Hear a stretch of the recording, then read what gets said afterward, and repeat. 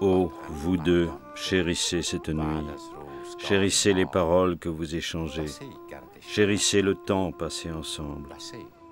Car beaucoup de nuits s'écouleront, et beaucoup de jours s'écouleront, et beaucoup de mois s'écouleront, et beaucoup d'années s'écouleront, où vous deux ne pourrez vous voir.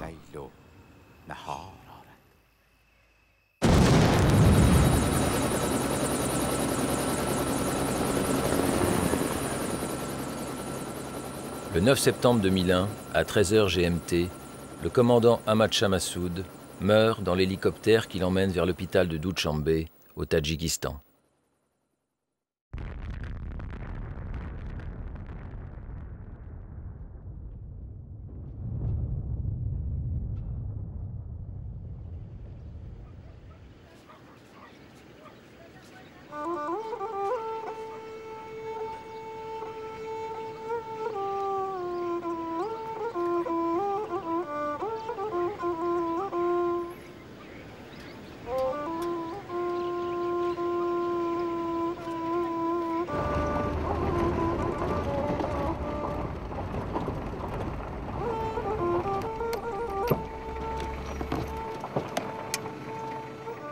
Deux ans et demi après la tragédie, le journaliste Fahim Dashti, compagnon de route de Massoud pendant 20 ans et blessé lors de l'explosion, revient pour la première fois à Raja Bahauddin, sur les lieux de l'attentat.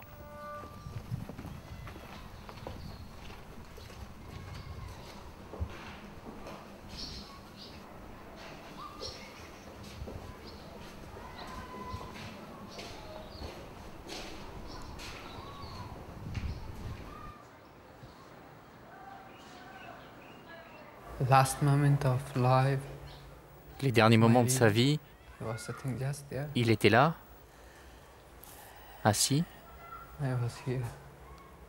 Moi j'étais ici, juste là. Il riait, il buvait du thé, il parlait avec Massoud Khalili. Et pour la première fois, j'ai remarqué que ses cheveux devenaient plus blancs, qu'il vieillissait. Ça a été le pire moment de ma vie. Et cela restera mon pire souvenir jusqu'à la fin de ma vie.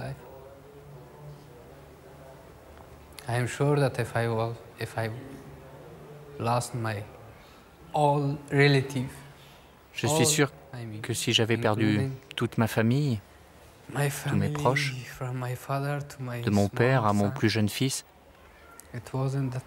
ça n'aurait pas été plus dur.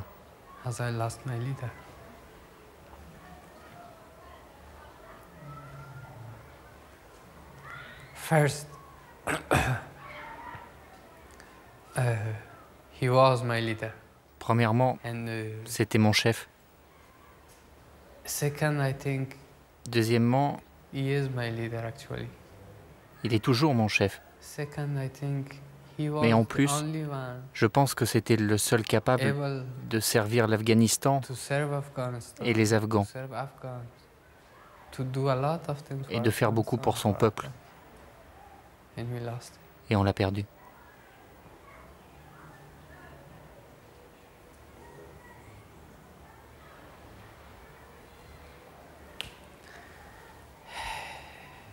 I wish a lot.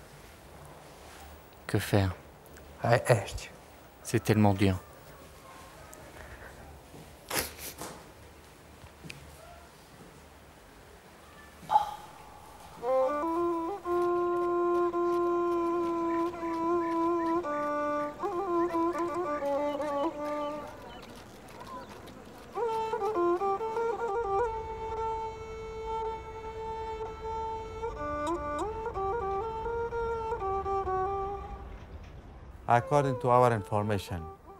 Selon nos informations, des groupes préparant des attentats contre Massoud étaient disséminés dans 20 à 21 pays. Des groupes terroristes.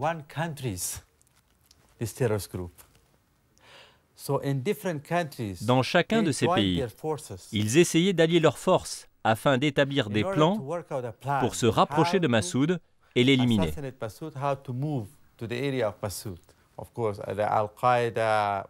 Bien entendu, cela faisait longtemps qu'Al-Qaïda voulait l'assassiner. Bien sûr, les services de renseignement pakistanais étaient au cœur de cette stratégie depuis un bon moment. Mais ensuite, après son voyage en Europe, tout s'est accéléré. Al-Qaïda avait bien conscience qu'en attaquant l'Amérique, qu'ils ont attaqué, la superpuissance américaine allait réagir. Et elle a réagi. Ils avaient même anticipé l'endroit de cette réaction qui aurait été l'Afghanistan. Et ce fut le cas. Enfin, ils savaient que si Massoud était vivant, l'Amérique aurait pu s'appuyer sur ses forces au sol. Donc, il fallait d'abord tuer Massoud, attaquer ensuite New York. Il aurait été impossible aux troupes américaines de débarquer par milliers pour combattre les talibans, car les forces de Massoud se seraient effondrées. Al-Qaïda a attaqué New York 2 jours à peine après avoir assassiné Massoud. Les assassins de Massoud s'appelaient Abdesattar Daman et Bouhari El-Waher. Ils étaient tous deux originaires de Tunisie. Mais c'est à Bruxelles qu'ils vont se rencontrer pour la première fois et que commence l'histoire qui fera d'eux des kamikazes, des soldats de lumière de l'islam.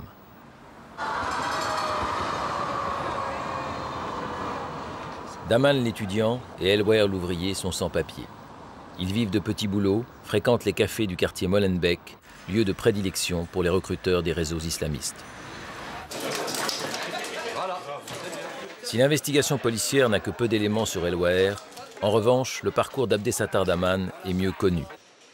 Nasser, un ami de Daman souhaitant garder l'anonymat, témoigne du chemin qui mène un musulman ordinaire à la quête du djihad.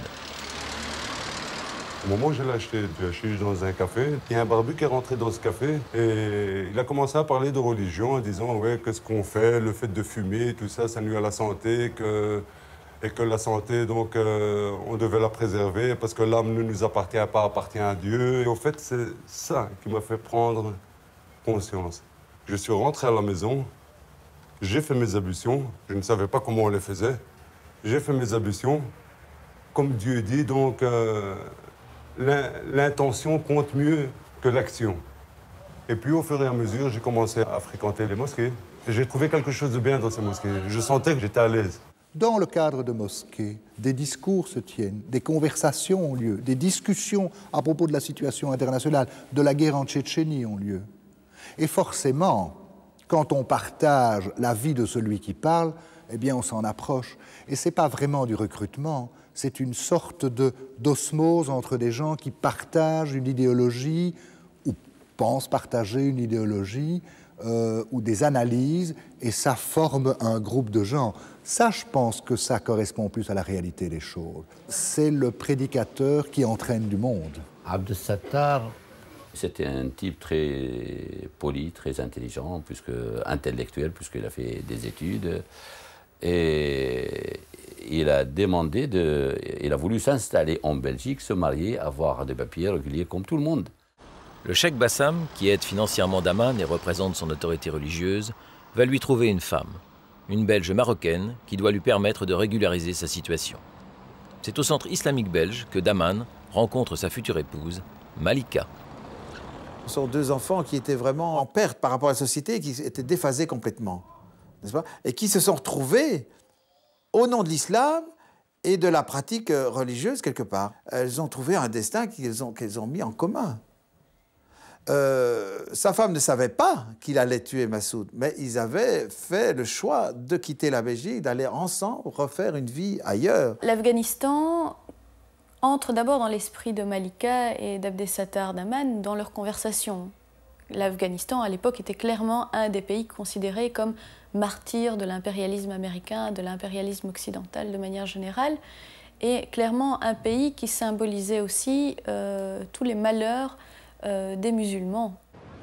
En juin 2003 se tient à Bruxelles le plus important procès des réseaux islamistes belges. Il va durer des mois. Avec une vingtaine de prévenus inculpés, ce procès va mettre en lumière le réseau par lequel Abdesattar Daman et son complice ont réussi à se rendre en Afghanistan et à rejoindre les camps d'Al-Qaïda où ils ont été choisis et formés pour assassiner Massoud. Au cœur du dispositif, on trouve essentiellement deux hommes. Le premier, c'est Tarek Maroufi, c'est l'idéologue. C'est celui qui donne la caution idéologique et religieuse. Le deuxième, c'est Mohamed Sliti, celui qui a donné l'exemple. C'est lui qui est parti le premier en Afghanistan avec sa famille. Et c'est lui qui a vanté ensuite les mérites de ce pays qui était régi par la charia. Et donc il a organisé avec Maroufi et certainement avec d'autres personnes également l'envoi de jeunes de Belgique vers l'Afghanistan. Donc en fait il a servi en quelque sorte de guide mais aussi de recruteur. Ces deux hommes vont intervenir dans la vie de Daman et en modifier le cours. Maroufi va l'influencer par sa vision du monde, ses projets politiques et sa conception de défense de l'islam.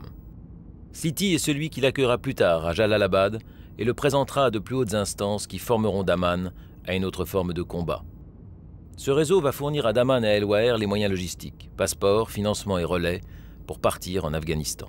Pour nous, comme pour moi, comme pour Daman, comme pour tous ceux qui ont été là-bas, c'était de faire l'entraînement militaire. Point final.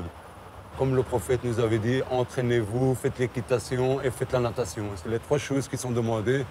Là-bas, vous vous sentez libre, vous êtes un oiseau. Vous vous promenez avec votre Kalachnikov, il n'y a personne qui va venir vous insulter de travers. C'était un des meilleurs endroits sur Terre où on pouvait vivre l'islam. Mais de quel islam parle-t-on?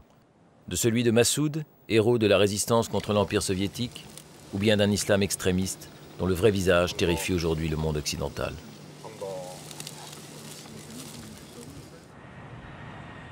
Le 19 mai 2000, Abdesattar Daman s'envole pour le Pakistan. Il débarque à l'aéroport d'Isro de Londres, où il doit changer de terminal afin d'embarquer pour Islamabad. Les services des douanes, intrigués par son passeport, l'interpellent. Interrogé par la police, Daman a une réponse toute prête. Il reconnaît que son passeport a été maquillé afin de se soustraire au régime autoritaire tunisien qui, selon lui, le persécute. Il réclame le statut de réfugié politique. Les autorités anglaises ont sur ce point la réputation d'être compréhensives. Daman est alors transféré dans un centre de rétention administrative d'où il va s'échapper.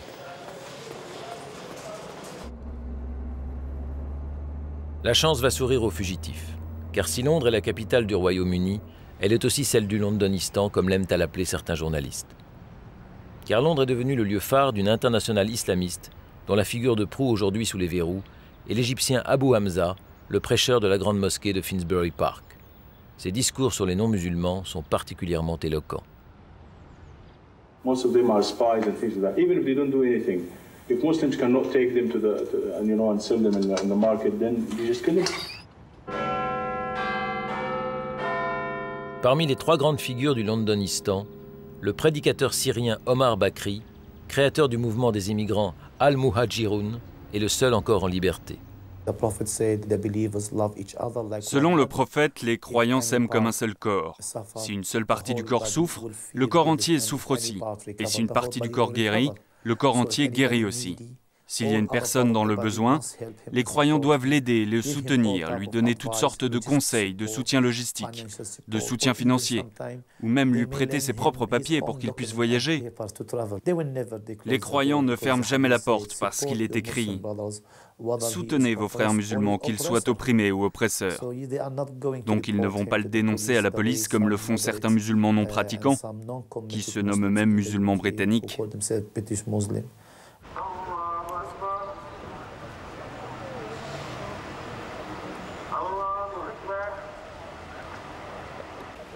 Abdesattar Daman va séjourner 3 mois dans le Londonistan, hébergé et protégé par ses frères musulmans, le temps nécessaire pour obtenir un nouveau faux passeport avant de repartir pour Islamabad, sa destination initiale.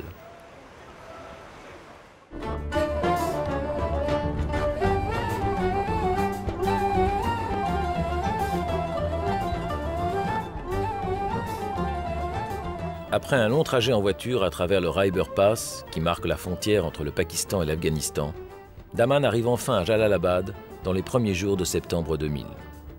Il retrouve son ami Mohamed Sliti, déjà installé depuis quelques mois.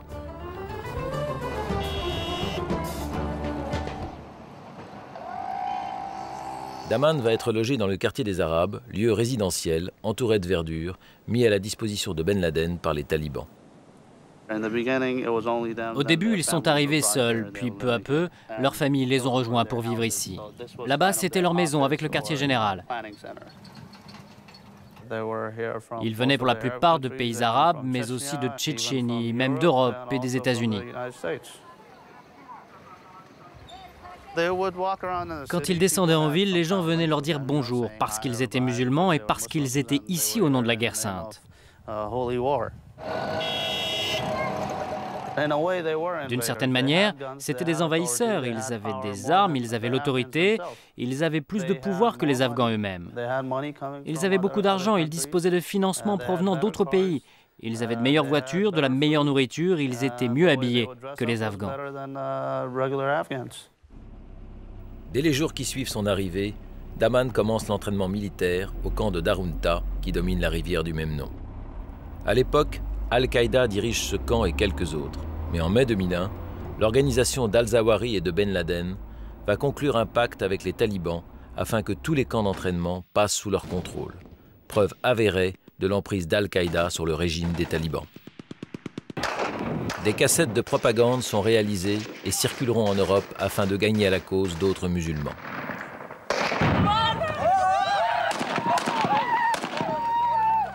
Ben Laden en personne vient presque chaque mois encourager les jeunes soldats.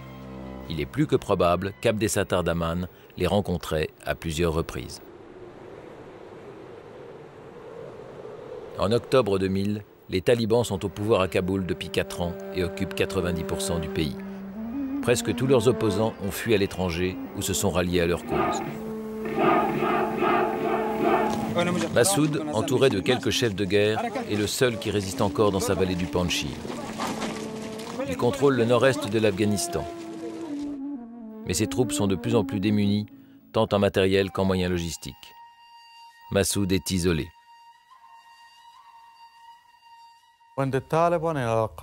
Quand les talibans, Al-Qaïda et ses mercenaires pakistanais sont venus au nord-est du pays et ont occupé presque tout le territoire, quasiment tous les autres leaders sont partis. Ils ont quitté l'Afghanistan. Massoud était donc le seul des leaders de la résistance et il a dû organiser non seulement le combat, mais aussi tout le reste.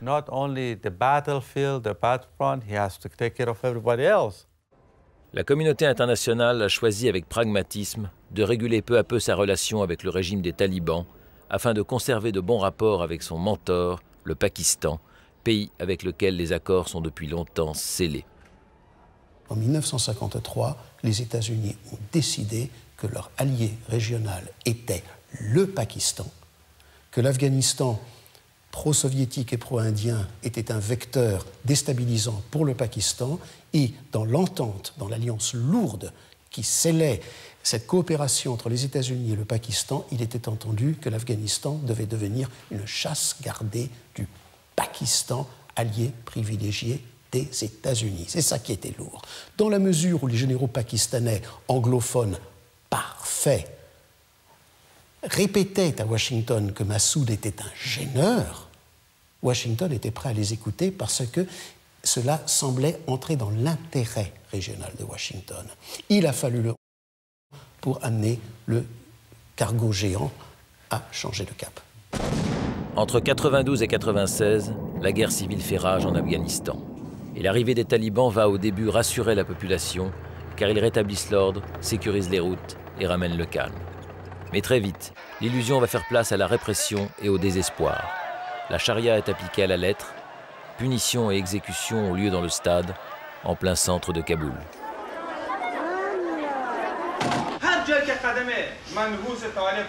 Massoud va être le premier à s'insurger contre la tyrannie des talibans et à organiser la résistance.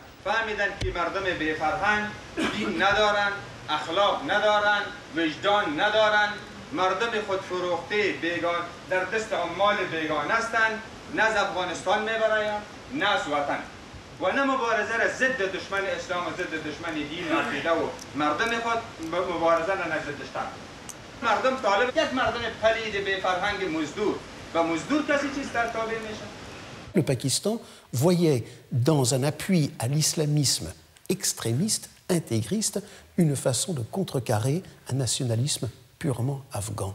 Et c'est par patriotisme que Massoud s'est aperçu que les Pakistanais utilisaient un langage islamique pour dominer l'Afghanistan de la même manière, d'une façon parallèle à la façon dont les Soviétiques avaient utilisé un langage marxiste-léniniste pour séduire un certain nombre d'Afghans et pour déguiser leur domination du pays. L'Égyptien Al-Zawahiri, l'idéologue d'Al-Qaïda, et son financier, le Saoudien Oussama Ben Laden, vont trouver dans le régime des talibans l'espace idéal pour développer leur projet. Ils vont devenir un véritable État dans l'État. Il a été assassiné non seulement parce qu'il menaçait le terrorisme, mais aussi parce qu'il menaçait la vision islamique d'Oussama Ben Laden et des talibans, qui était une vision extrémiste. Lui, il s'est opposé à ça. Il disait « Moi, Massoud, j'ai combattu pendant 20 ans, j'ai lutté contre l'Empire soviétique, je me suis battu contre le communisme en suivant mes principes islamiques et patriotiques. Par conséquent, je peux être un meilleur musulman. Je n'accepte pas leur interprétation de l'islam. Celle de Ben Laden, celle des talibans, c'est une fausse interprétation. » Le Pakistan, avec la création du régime taliban, va appliquer à son voisin l'Afghanistan la théorie de l'État échoué. En rendant moralement et économiquement l'État afghan inattractif aux yeux du monde, celui-ci ne deviendra jamais une puissance autonome et demeurera un vassal du Pakistan. Pour établir cette politique, les talibans vont en peu de temps couper les moyens de communication, détruire le système d'éducation et annuler les droits fondamentaux des femmes en s'appuyant sur leur interprétation des textes religieux. Mais c'est seulement lorsqu'ils veulent détruire l'histoire de l'Afghanistan, en niant son passé bouddhiste, que la communauté internationale réagit.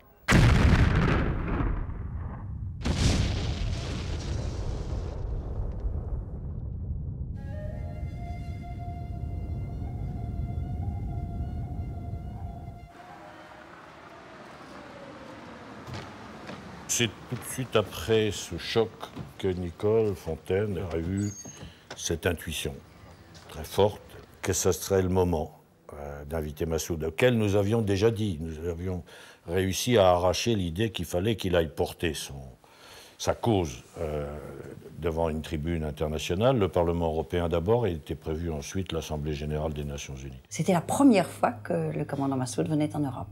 Immédiatement, le protocole m'a dit vous ne devez pas accueillir le commandant Massoud. Vous l'attendrez dans le petit salon protocolaire. Je dis, mais qui va accueillir le commandant Massoud? Eh bien, ce sera nous, et nous vous l'amènerons dans le salon protocolaire. Je leur ai répondu, j'irai accueillir le commandant Massoud. C'est pas possible, vous ne pouvez pas faire ça. Vous aurez l'air de le considérer comme un chef d'État. Pour moi, c'est un chef d'État. En tout cas, c'est un homme d'État que j'apprécie infiniment. Et justement, j'irai le chercher à la porte du Parlement européen.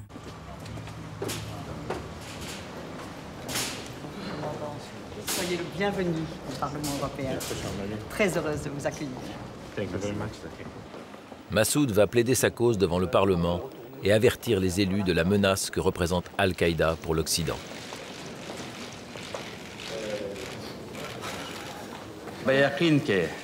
اگر مداخله پاکستان عساکر نظامی پاکستان قوت‌های بیگانه مثل اسامه بن لادن و طلاب پاکستانی نباشه ضرورت به قوت‌های ما نیست من یقین دارم که خود ملت افغانستان مردم خود قندار و قوم خود پشتون کافی است که طالبان را سقوط بدن و پیام ما با آقای بوشی است که اگر در قسمت تامین صلح در افغانستان توجه نشه و مردم افغانستان در راه رسیدن صلح کمک نکنه به یقین که مشکل نه تنها دامنگیر افغانستان بلکه دامنگیر امریکا و تعداد بیشتری از کشورها خواهد شد. Parce que Massoud était passé à travers la mouvance islamiste, il la connaissait de façon intime. Donc cet homme voyait avec une clairvoyance limpide les conséquences de des actions menées par les islamistes utilisant l'Afghanistan comme base d'attaque. Il le savait. Il ne pouvait pas prédire exactement le 11 septembre, mais il savait de façon intime, convaincu que quelque chose de ce type se tramait.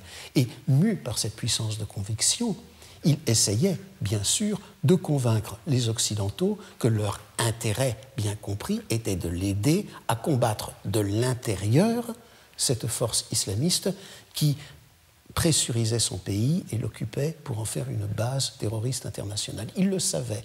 Les médias s'attacheront plus à l'iconographie et au mythe Massoud qu'à la pertinence et à la prémonition de son discours. Ce voyage en Europe, cet avertissement au reste du monde était bien sûr risqué. Massoud a risqué sa vie et il a payé de sa vie pour prévenir la communauté internationale, pour dire aux gens « Vous ne pouvez pas être en sécurité si vous ne faites rien ». Il est venu et il s'est sacrifié non seulement pour les Afghans, mais aussi pour le reste du monde. Il était très déçu par les gouvernements occidentaux et leur programme de lutte contre le terrorisme. Il s'est rendu compte qu'il n'y avait pas vraiment de programme, mais juste des slogans.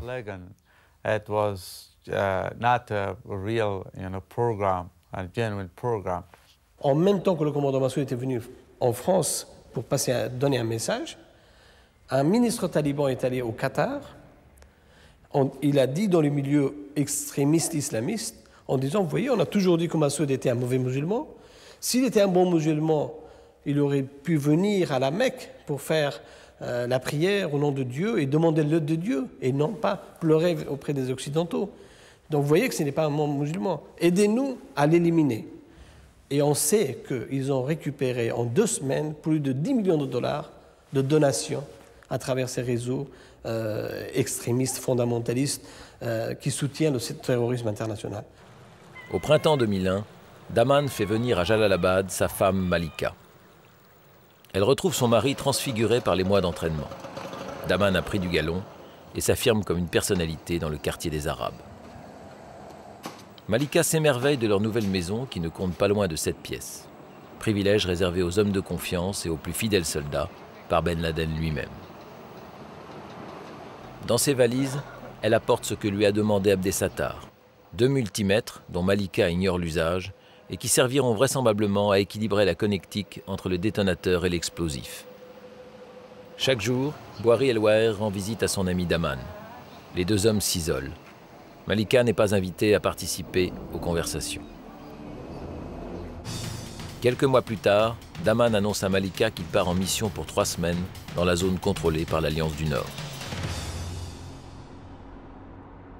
Le jour qu'il est parti pour aller vers Massoud, il m'a dit j'ai trouvé un job en tant que journaliste, je vais faire un reportage vers l'Alliance du Nord. C'est en se faisant passer pour 2 journalistes marocains sous de faux noms avec de faux passeports que les 2 tueurs vont tenter d'approcher Massoud. Après avoir quitté le territoire des talibans, les 2 hommes arrivent à Tagab, dans la zone contrôlée par l'Alliance du Nord. La ville est tenue par Abdul Rasoul Sayaf, chef de guerre fondamentaliste, ami des Saoudiens, mais allié de Massoud.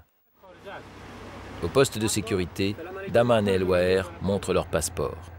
Ils présentent également une lettre de recommandation du Centre d'observation islamique à Londres, qui les désigne comme journalistes d'une chaîne de télévision des Émirats, qui en fait n'existe pas. L'histoire de cette lettre de recommandation est à l'origine de la piste tendant à prouver la responsabilité d'Al-Qaïda et des talibans dans l'assassinat de Massoud. C'est par une suite d'événements imprévus que cette lettre sera révélée, désignant du même coup le commanditaire. L'Américain Alan Cullison est l'un des premiers journalistes à rentrer dans Kaboul avec l'Alliance du Nord en novembre 2001. C'est lui qui, par hasard, va découvrir le document. En arrivant en Afghanistan, j'ai eu un accident de camion et j'ai perdu mon ordinateur. Donc la première chose que j'ai faite en arrivant à Kaboul, c'est de faire le tour des vendeurs d'ordinateurs. L'un d'entre eux, qui s'était occupé des ordinateurs d'Al-Qaïda, m'a dit qu'ils utilisaient des mots de passe et des données cryptées pour dissimuler le contenu de leurs documents. Et tout ça m'a semblé très intéressant. J'ai donc cherché et on a finalement trouvé un reseller. qui prétendait détenir l'ordinateur de Mohamed Attef, qui était le chef militaire d'Al-Qaïda à Kaboul. Quand je l'ai ouvert, il y avait quelques documents en anglais non verrouillés et d'autres en arabe, en particulier 2 lettres qui donnaient toute son importance à cet ordinateur. Une lettre était notamment adressée à Massoud et lui demandait une interview. Ceux qui étaient supposés l'interviewer étaient 2 journalistes arabes mandatés par Yasser al-Siri de Londres. Et bien sûr, c'est la lettre qui leur a servi pour se présenter à Massoud et pour l'assassiner. Cet ordinateur a beaucoup servi à al-Zawahiri de 1997 jusqu'à la veille de la chute de Kaboul, en novembre 2001. Au début, il est passé entre les mains de plusieurs personnes. Il a été utilisé par Attef, par Ben Laden et ensuite par al-Zawahiri. Il y avait des références à la mort de Massoud dans la correspondance entre Oussama Ben Laden et le Mollah Omar, stipulant que sa mort était une chance et que les choses seraient plus faciles après ça. Forts de leurs lettres de recommandation, Daman et El-Waer sont invités à suivre une réunion politique dans le camp de Sayaf. Afin de rendre crédible leur couverture de journalistes, ils commencent à exercer leur métier. Mais en réalité, El-Waer sort rarement sa caméra et fait la plupart du temps semblant de filmer.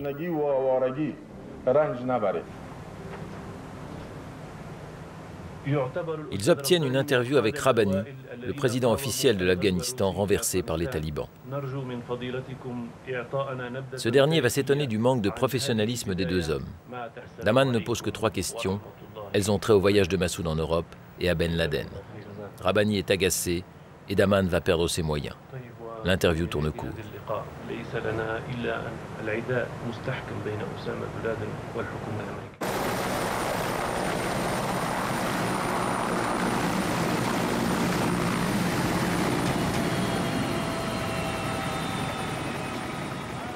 Lors d'un meeting des chefs de l'Alliance du Nord, qui réunit Massoud, Rabbani, Sayaf et le général Fahim, Daman et El-Waer vont faire une première tentative d'approche.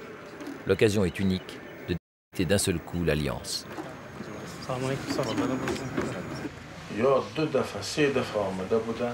Ils étaient venus 2 ou 3 fois en disant « On veut filmer tout le groupe ». Mais les gardes du corps les ont refoulés à plusieurs reprises. J'ai dit qu'il y avait un problème dans le comportement de ces journalistes. Il y en a un qui était assis à côté de moi. Et ils m'ont interviewé. Leurs questions étaient très superficielles, car généralement, il y a un échange avec les journalistes, une suite logique dans les discussions. C'est à ce moment-là que je les ai soupçonnés. Pourtant, et malgré ses réticences, Sayaf va quand même recommander à Massoud de recevoir les 2 journalistes afin d'améliorer son image dans le monde arabe. Daman et El-Waer quittent Tagab pour le Panjshir, passent la sécurité de Massoud sans être réellement fouillés et atteignent Astané dans la soirée.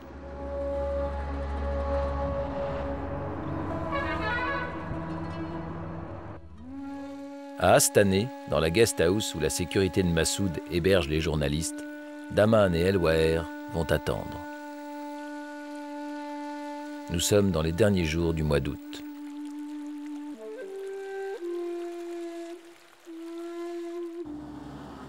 Le 31, un hélicoptère doit emmener Massoud à Rajabaoudine, où est concentré l'essentiel de ses forces. Les tueurs vont essayer d'embarquer avec lui. Mais après une hésitation, Massoud refusera. Sans le savoir, il vient de prolonger sa vie de quelques jours. Daman et El-Waer prendront l'hélico suivant, en compagnie de 2 femmes. Shukriya Haïdar, présidente de la fondation Negar pour les droits de la femme en Afghanistan, et Françoise Kos, journaliste indépendante. J'étais avec un confrère qui s'appelle Arkady Doubnov, qui est journaliste russe, et avec qui j'avais passé plusieurs jours dans la vallée du Panjshir, et qui me dit c'est un vol spécial, il y a des Arabes à bord.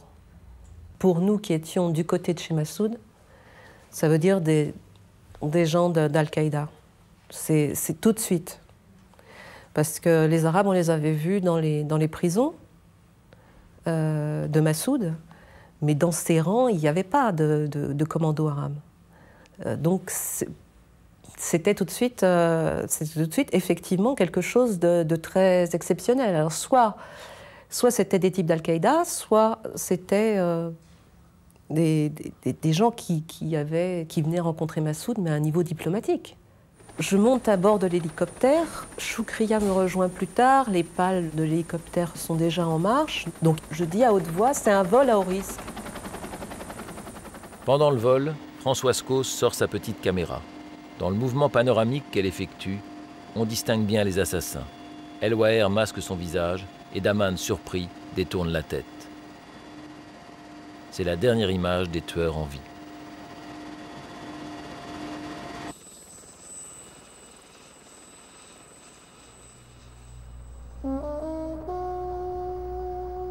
Retranchés derrière un bras de l'Amoudaria, où ils ont positionné leur défense, les forces de Massoud ont établi leur capitale dans le petit bourg de Raja Bahoudin.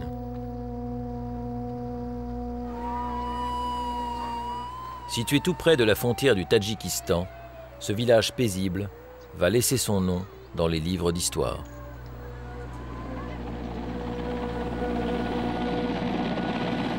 À leur arrivée, Daman et El Waher se présentent au poste de contrôle. Intrigués par leur visa pakistanais, le chef de la sécurité s'inquiète de leur profil. J'ai pris leurs passeports et je les ai montrés à Assem Sorel, mon patron. Je lui ai dit, ils ont des visas talibans, ils n'ont pas notre visa. Il m'a dit, demande-leur pourquoi ils n'ont pas notre visa. Et quand je les ai interrogés, ils m'ont remis une lettre et m'ont parlé de leur entrevue avec Sayaf. Alors mon chef a dit, puisque Sayaf les connaît, il n'y a pas de problème. Dans la petite guest house où tout le monde s'entasse, les deux tueurs vont devoir cohabiter une semaine avec 5 femmes venues revoir Massoud, à qui elles ont fait signer 1 an auparavant la charte des droits de la femme. Merci, la charte des droits.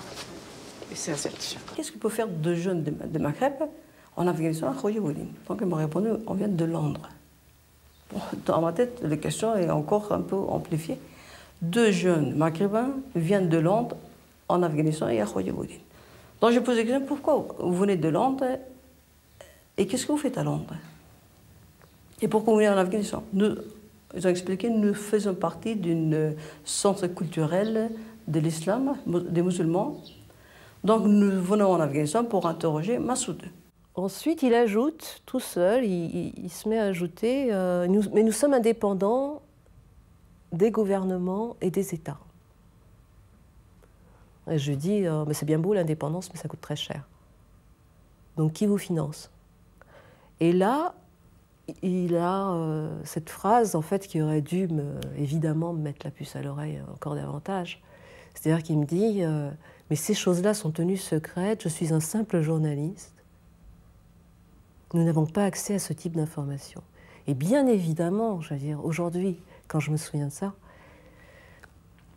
c'est énorme.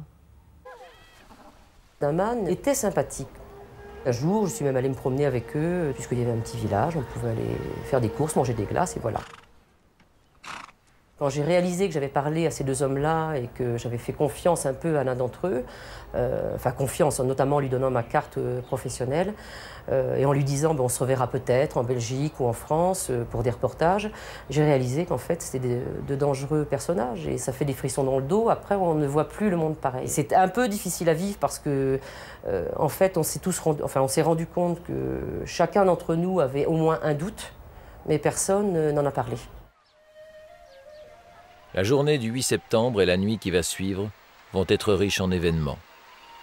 Massoud Ralili, le meilleur ami de Massoud, est le témoin privilégié de ces instants. Au matin du 6 septembre, j'ai reçu un appel du commandant Massoud me disant que je devais venir le voir de toute urgence dans le nord de l'Afghanistan. Le 7, j'ai pris un avion pour le rejoindre. Quand je l'ai vu, je lui ai demandé « Dis-moi ce qu'il y a de si important ». J'essayais de comprendre pourquoi il m'avait appelé si précipitamment.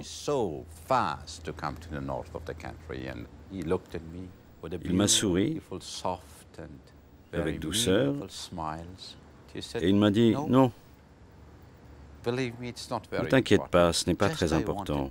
Je voulais juste que tu sois près de moi. Après tout, je suis comme n'importe quel homme, j'ai besoin d'être entouré de mes amis. Le lendemain, il avait plusieurs meetings avec ses commandants. Les talibans préparaient une grosse opération qu'ils attendaient et dont ils parlaient constamment.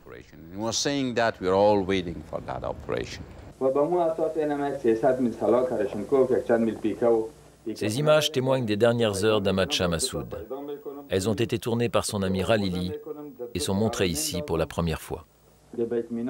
Dans la nuit du 8 au 9 septembre, le commandant Bismillah Khan, un fidèle de Massoud, est sévèrement accroché par une offensive taliban qu'il ne parvient pas à repousser.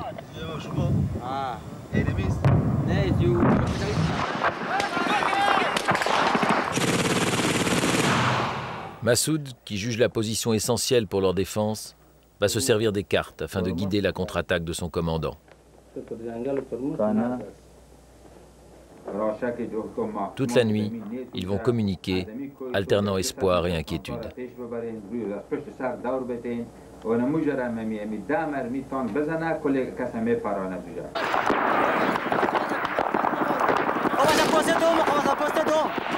Dans le courant de la nuit, la stratégie de Massoud porte ses fruits et Bismillah Khan réussit à reprendre la position.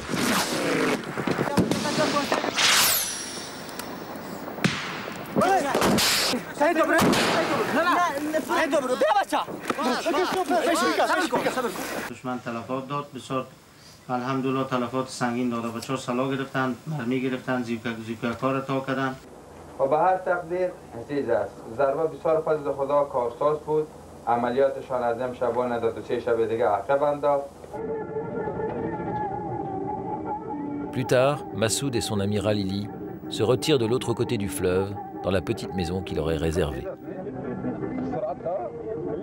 Durant le trajet, Ralili continue à filmer. Ils écoutent de la musique et l'on peut même entendre le rire de Massoud.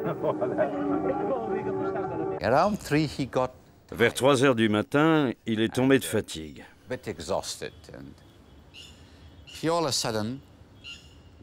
Tout d'un coup, il s'est allongé sur le matelas et a dit « Lisons de la poésie ».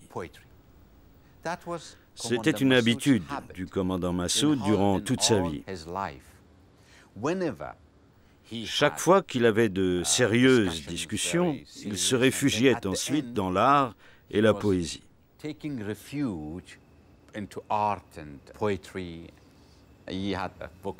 Il avait un livre de Hafez, le grand poète perse, un mystique, un philosophe, un homme de tous les temps. En Afghanistan, on a une tradition. On prend ce livre, on l'ouvre, et quoi qu'on lise, on y voit notre avenir. Et il m'a dit, « Viens, Khalili, étends-toi aussi, lisons-le. » C'était aux alentours de 3h30 du matin, le début de l'automne, une superbe nuit. J'ai ouvert ce livre et je suis tombé sur ce poème. Le monde n'est rien sauf une histoire de déception, de ruse, de sang. Regarde, cette nuit est enceinte d'un enfant. Toi et moi ne savons pas, personne ne sait qui sera cet enfant. Cet enfant, l'enfant de cette nuit, c'est demain. Personne ne sait ce qu'il sera, comment il sera.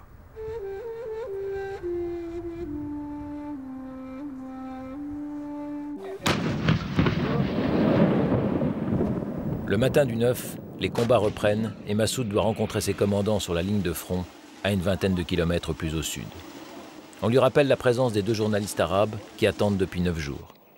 Massoud accepte de les recevoir vers midi, avant son départ, mais pas plus d'1 quart d'heure. Massoud n'aime pas les interviews. Mais Sayaf lui a vivement recommandé de saisir l'occasion d'améliorer son image vis-à-vis du monde arabe. Ils ont ouvert la porte. 2 jeunes hommes sont entrés, un avec une grosse caméra, les cheveux frisés, grands, avec des bottes.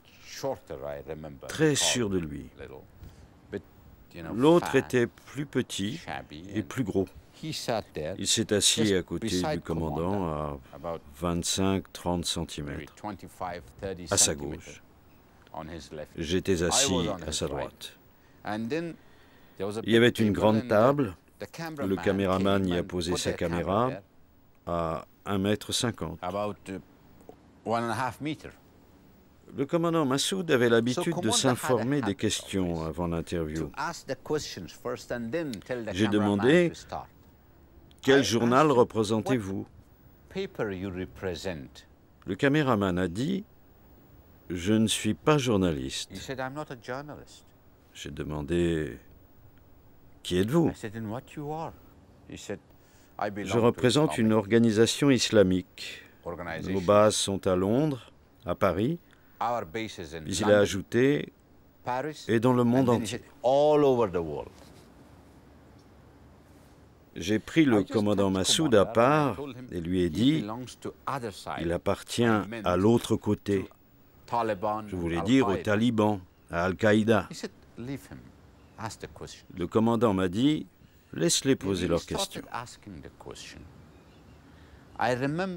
Ils ont commencé à poser les questions. Il y en avait une quinzaine, dont je me souviens, au moins 8 ou 9 sur Ben Laden et Al-Qaïda. Les questions étaient « Pourquoi, à Paris, avez-vous dit qu'Oussama Ben Laden est un tueur ? Pourquoi, en Belgique, avez-vous dit qu'il est un fanatique ? Pourquoi ne le suivez-vous pas ? Pourquoi êtes-vous contre lui ?» Massoud s'est alors renfermé sur lui-même. Il avait alors plus de rides sur son front que d'habitude. Au lieu de 2, elles sont devenues 5 ou 6. Il était clair que Massoud n'aimait pas les questions. Il a dit au caméraman « Allez-y, allumez la caméra ». Alors, il l'a allumé, très sûr de lui. Je ne peux pas oublier son visage et la façon qu'il avait de me regarder. Il m'a lancé un regard empoisonné que je n'oublierai jamais. Peut-être qu'il voulait dire « Vous ne savez pas que vous allez mourir ». J'ai traduit pour le commandant. Il demande quelle est la situation en Afghanistan. Au moment même où j'ai dit « quelle » en persan, il y a eu un souffle. Je n'ai pas entendu un son, juste un... Et tout est comme rentré en moi. Tout. Le son, l'odeur, tout est entré en moi.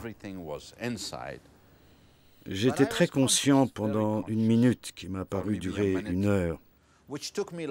Je voyais le feu arriver vers nous, profond, bleu, se précipitant vers nous.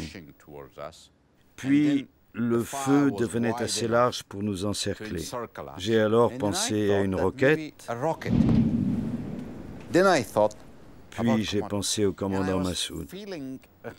La chaleur était très forte et je sentais une odeur à la fois à l'extérieur et à l'intérieur. Je ne pouvais pas crier. Je pensais que tout allait sortir de moi.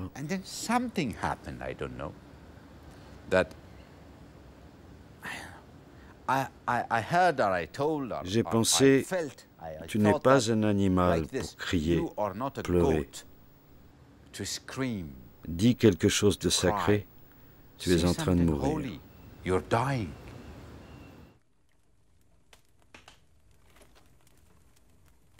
Ces images ont été tournées juste après l'attentat par une personne ayant ramassé la caméra de Khalili, demeurée intacte malgré le choc. À ce jour, on ignore toujours qui a filmé. Ce n'est que quelques semaines plus tard, après des jours de coma, que Khalili découvrira les images du désastre. le corps d'El-Waher, à moitié coupé en deux par la ceinture de batterie bourrée d'explosifs, a été projeté au fond de la pièce, à plus de 8 mètres. Dans la confusion qui suit l'explosion, Daman, qui n'est que légèrement blessé, est vite arrêté par les gardes, qui l'enferment dans une pièce d'un autre bâtiment et repartent secourir les blessés. Mais Daman trompe la surveillance et s'échappe par la fenêtre.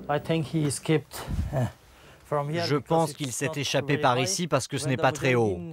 Quand les Moudjahidines et les responsables de la sécurité s'en sont rendus compte, ils ont crié que le terroriste s'était échappé. Quand ils se sont approchés de la rivière, il a essayé de saisir leur fusil et les Moudjahidines lui ont tiré dessus. C'était terrible pour nous parce qu'il aurait été bon de le garder comme prisonnier. On aurait pu l'interroger sur Al-Qaïda, sur leur plan secret, pourquoi ils avaient tué Massoud. Au moment où je suis entré, j'ai vu que Fahim Dashti était tombé dans un coin. Massoud Khalili aussi, et Hassim dans un autre coin. Mais je ne me suis pas occupé d'eux, car l'important c'était Amer Saeb. On a sorti le corps d'Amer Saeb de la fumée, on l'a mis dans la voiture, puis on l'a emmené vers l'héliport. Et c'est là, alors qu'il était dans mes bras, que son âme l'a quitté. Je ne l'ai dit à personne, il n'y avait que Dieu et moi pour le savoir. Dès que j'ai vu que son âme l'avait quitté, j'ai mis mon écharpe sur sa tête.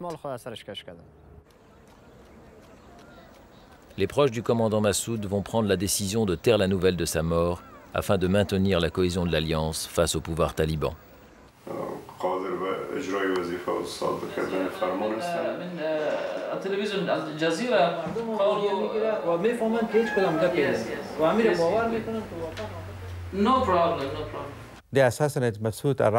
Ils ont assassiné Massoud aux alentours de midi. Mais le matin même, ils savaient que si Massoud ne pouvait les voir ce jour-là, ils devraient partir. Ce qui montre qu'il y avait un plan établi depuis les quartiers généraux d'Al-Qaïda et que si ce n'était pas possible à cette date, ils devaient rentrer avant d'être capturés. Donc elle est là la connexion entre le 9 et le 11 septembre.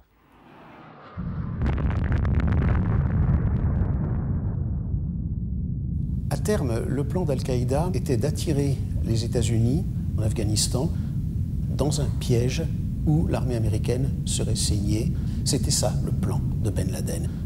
Et pour que ce plan réussisse, il ne fallait surtout pas que les Américains puissent jouir au sol d'alliés organisés qui pourraient prendre le relais d'une intervention américaine et surtout combattre au sol en tant qu'Afghans et en tant que musulmans contre Al-Qaïda et contre Ben Laden lui-même. Donc il fallait qu'il meure.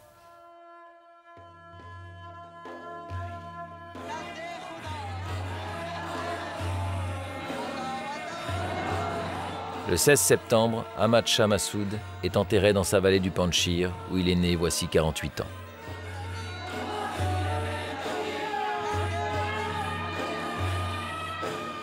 Son fils Ahmad n'est pas encore conscient de ce qu'il représente désormais pour les fidèles de son père. Cette célébration très solennelle prouve que l'Alliance du Nord a tenu.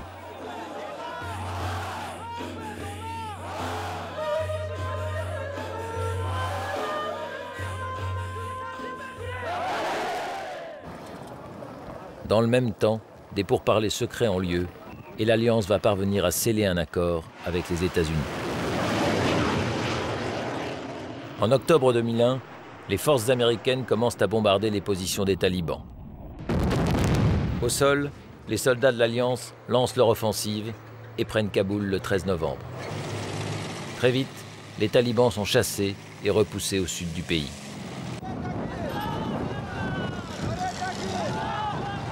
L'armée de Massoud a survécu in extremis à la mort de Massoud et le plan de Ben Laden a été déjoué en Afghanistan. Là-dessus, on peut regarder ailleurs sur la carte du Moyen-Orient et s'apercevoir que le désir d'Al-Qaïda de forcer les États-Unis à intervenir militairement au sol dans un pays musulman pour provoquer une réaction de l'islam entier contre les États-Unis, eh bien, ça n'a pas eu lieu en Afghanistan, mais ça peut avoir lieu ailleurs et ça a peut-être déjà commencé à avoir lieu ailleurs. Les Afghans se sont enfin libérés d'un régime qui les oppressait. Une nouvelle ère s'offre à ce peuple meurtri, un chemin plus compliqué encore, celui de la paix. Sur un promontoire, au cœur de la vallée du Panjshir, a été bâti le mausolée où Massoud repose.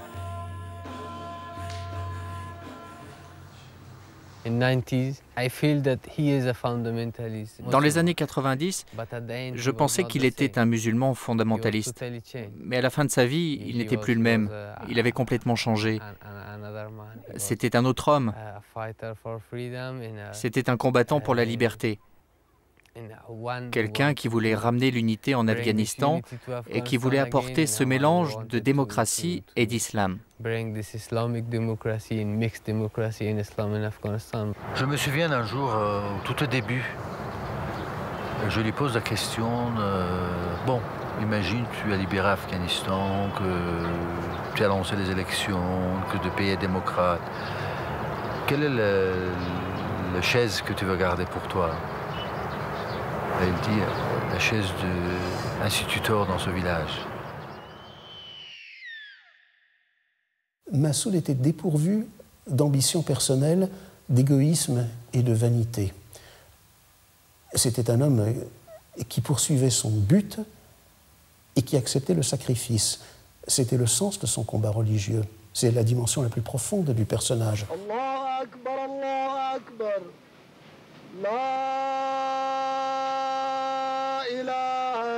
Pourquoi faut-il sans arrêt que les justes soient tués? Sans arrêt que les combattants qui valent vraiment quelque chose soient sacrifiés pour les égoïsmes étroits et les aveugléments corrompus des uns et des autres. Maintenant, je pense à la phrase qu'insère Bernard Shaw dans la bouche de Jeanne d'Arc quand elle revient en fantôme après avoir été brûlée au bûcher. Et qu'elle dit à tous ceux qui l'adorent, « Et si je revenais parmi vous ?»« Ah non, non, non, surtout, ne revenez pas, vous êtes trop forte pour nous, vous êtes trop exigeante pour nous, ne revenez pas, laissez le royaume de France comme il est. » Et elle dit, « Est-ce que donc la terre ne sera jamais prête à accueillir ses saints ?» C'est le sens de son sacrifice.